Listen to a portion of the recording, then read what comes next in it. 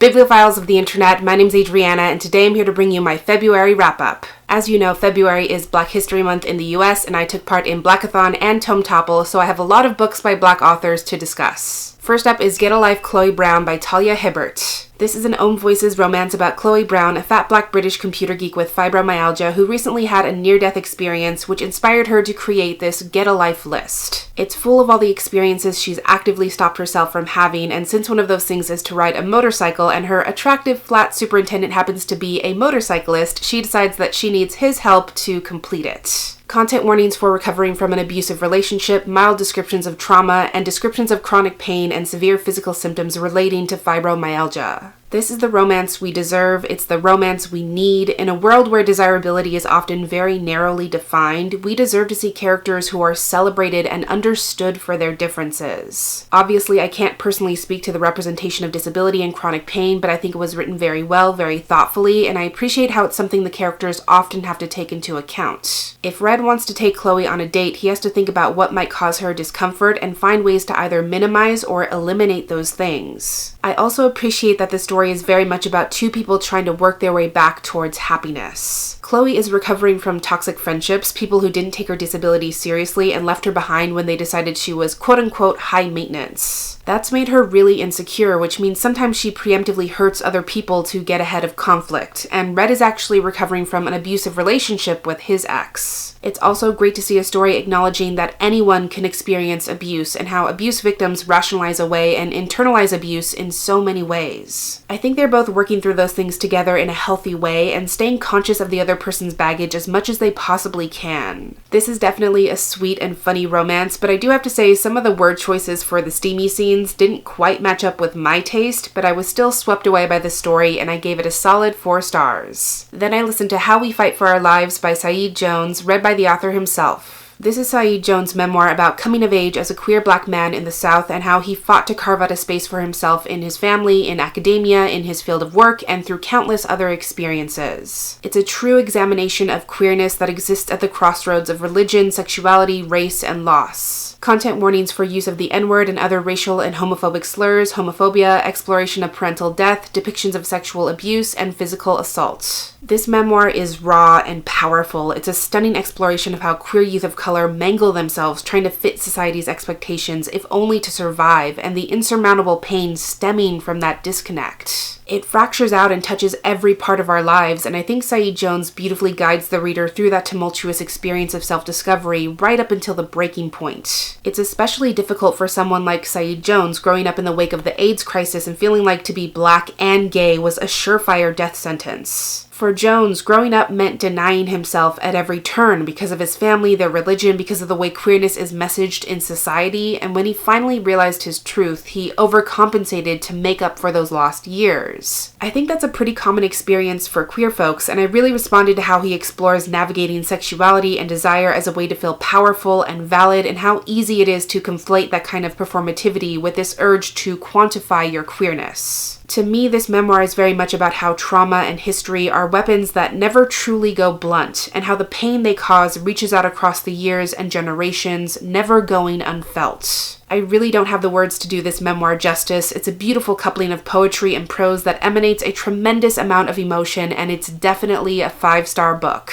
Then I listened to Slay by Brittney Morris, read by Kiersey Clemens and a full cast. I'm not one to put really any stock in comp titles, but Slay was pitched as Ready Player One meets The Hate U Give, and that's exactly what this is. I loved this one so much that I made a separate 5 Reasons to Read video gushing all about it, so definitely check that out. After that, I listened to The Deep by Rivers Solomon, Daveed Diggs, William Hudson, and Jonathan Snipes, read by Daveed Diggs. The Deep is another truly stunning, life-changing story that completely blew me away, which is why I made another 5 Reasons to Read video thoroughly recommending it that will also be down below for you to watch if you would like. Then Tome Topple was upon us and I buddy read The Rage of Dragons by Evan Winter with Jocelyn from Yogi with a Book. It's an Own Voices African-inspired fantasy epic about this society fighting an endless, unwinnable war spanning generations, and the entire society has been restructured around fortifying the military ranks. The main character, Tao, is lowborn and ungifted, and he wants nothing to do with this fight. He even has this whole plan to avoid serving in the war altogether, but when someone he loves is cut down right in front of his eyes, he vows to become the strongest soldier danger in existence so that he can unleash his vengeance. Content warnings for graphic violence, gore, blood, graphic injury, fatphobia, ableism, allusions to rape, unchallenged colonialism, and use of the S word in reference to indigenous peoples. I don't say this often and I don't say this lightly, but I really hate this book.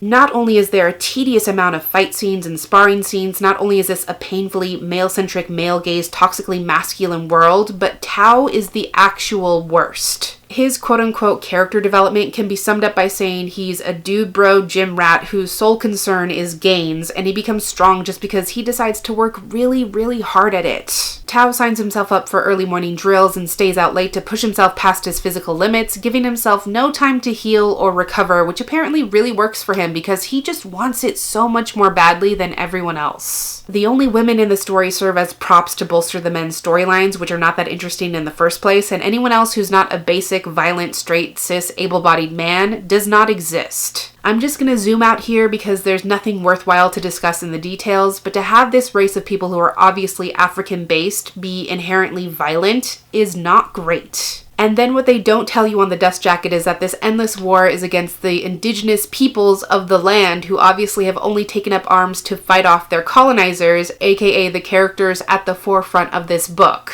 The only thing I can give this story is that it's fast-paced and easy to read, but besides that, it is completely senseless. This is definitely a 1-star book, and honestly, that may be too generous. On a much better note, my library came through and I followed up with Tristan Strong Punches a Hole in the Sky by Kwame Mbalia, read by Amir Abdullah. This is an Own Voices middle-grade fantasy adventure about Tristan Strong, who's gone to spend some time on his grandparents' farm in the wake of losing his best friend in a traumatic bus accident. Not long after he gets there, this strange sticky creature breaks into his room at night and steals a journal full of traditional African stories and folk tales, a journal belonging to Tristan's friend and one of his only physical possessions that Tristan has left. When Tristan gives chase, he ends up punching a bottle tree and tearing open a rift in the sky, sending him to another world where the gods and folk heroes written about in that journal may actually exist. Content warnings for examinations of death, loss, and grief, mild descriptions of anxiety, and brief descriptions of vehicular trauma. I want to start by saying Amir Abdullah is a fantastic narrator and his gum baby voice is the best. The world Kwame Mbalia has created is so incredible because it references both African mythology and African American folklore stemming from the storytelling tradition among slaves, which has been passed down to current generations. So you have gods like Anansi and Nyame, along with folk heroes like High John, Brer Rabbit, Brer Fox, and John Henry all in one place. That is so important because the slave trade is responsible for the dissemination of those stories, and both kind of mythos belong to many African-descended peoples across the diaspora. And in bringing those characters to life, this story infuses them with power, presence, and purpose. But even more than that, this story is just so imaginative and exciting from beginning to end, and it's also deeply emotional because Tristan is definitely battling with grief and loss. It's about how falling into this world and becoming responsible for it makes him grow up fast, and how he wants to protect everyone around him because part of him believes that he failed to protect the person he loves the most. I think this story shows that there are different kinds of strength and that there is power in words, in emotion, in storytelling, and in connecting the present and the past. Suffice to say, I loved every moment of this story. I love how Tristan is funny and very much the everyday kid trying to navigate this fantastical world, and that's why I gave it 4.5 stars. Then I finally read Piecing Me Together by Renee Watson. This is an incredible Own Voices contemporary story about a young black teenager named Jade who comes from a lower income family but attends this private school through a scholarship she has, but of course the student body is mostly white. Even so, she's really excited about possibly getting nominated for the study abroad program, but instead she's told that she's been enrolled in a mentorship program for at-risk teens. And as she reluctantly goes through the program, she realizes that maybe she has something to show these traditionally successful women about the real world and finding ways to make a real difference. Content warnings for mentions of police brutality, racism, brief instances of catcalling, fatphobia, and harassment. I have come to realize that we are all sleeping on Renee Watson because she's really out here creating masterpiece after masterpiece. This story is incredibly provocative and moving. It really speaks to how Black youth are so often thought of as being less if they have less, and how people so often see them as being without instead of considering what they have to contribute. This story talks a lot about opportunities and Jade feeling like she's obligated to show gratitude every time someone offers her any kind of opportunity, but it's always a prep course, a scholarship, an after-school program. It's never something that allows her to give back or have new experiences. And this mentorship program often requires requires her to travel to the upper side of the city, go to fancy restaurants, or visit places with a lot of prestige, but that makes her feel like in order to be successful, she has to literally remove herself from her roots. She's getting this messaging that if she wants to be successful, then she should be basically less Black. Jade questions why they can't have meaningful events in her own community, why no one's teaching them how to produce or balance income, why no one is answering the real questions about what it means to navigate a predominantly white and male world when you're Black. For example, Jade is actually an artist and she wants to pursue art as a career, and especially as a young Black girl, she doesn't really have a readily made blueprint for what that looks like, and she wants to know. The story is really about Jade finding her voice, learning how to make opportunities for herself, and showing everyone just how much she has to give, which is so much. I didn't even get to talk about half the things the story does absolutely right and how truly empowering it is, but I highly recommend it, and it was an easy 5 stars. After that, I listened to The Forgotten Girl by India Hill Brown, read by Imani Parks. This is a spooky Own Voices middle grade story about Iris, who's making snow angels with her friend Daniel when they uncover a mysterious headstone in the woods right next to their houses. Turns out this headstone is a remnant of segregated graveyards, and this grave was dug outside of the local cemetery because it belongs to a young girl who was Black. As Iris and Daniel decide to do a project on segregated graveyards so they can research more about who this girl was and how they can restore her grave, Iris finds herself getting not so pleasant nighttime visits from this girl's ghost. First of all, I'm super proud of India for writing this amazing story. There's a lot of fantastic parallels between the ghost girl Avery and Iris, showing the connection between present and past. The same way Avery was neglected by her community and the way her contributions have been systematically forgotten over time, Iris also feels neglected by her school and her family in so many ways. A great example is how Iris is the captain of the step team and she's routinely not invited to leadership ceremonies or award ceremonies since people feel like step and dance basically occupy the same space. Iris is being overlooked for her contributions, which makes her feel angry and bitter and hopeless, which is why Avery sort of latches onto her in the first place. And eventually that neglect and sense of rejection becomes cyclical, as we see in the relationship between Iris and her younger sister, who she often ignores in favor of herself and focusing on her own issues. But the story does a great job of showing that recognition is not the same thing as respect. Being hungry to be recognized just opens the door for emptiness, and having dignity and empowering ourselves with knowledge and pride is far more important. I felt the story was really about healing from the past, undertaking reparations, and learning to be proud of yourself, and that's why I gave it 4 stars. And finally, I finished off the month with How Long Till Black Future Month by N.K. Jemisin. I listened to the audiobook through my library, which is read by a full cast. This is an Own Voices Afrofuturistic short story collection. It has everything from historical fantasy to alien invasions to epic fantasy to urban fantasy. It has alchemy and hints and magic and everything else you could possibly want from N.K. Jemisin's brilliance.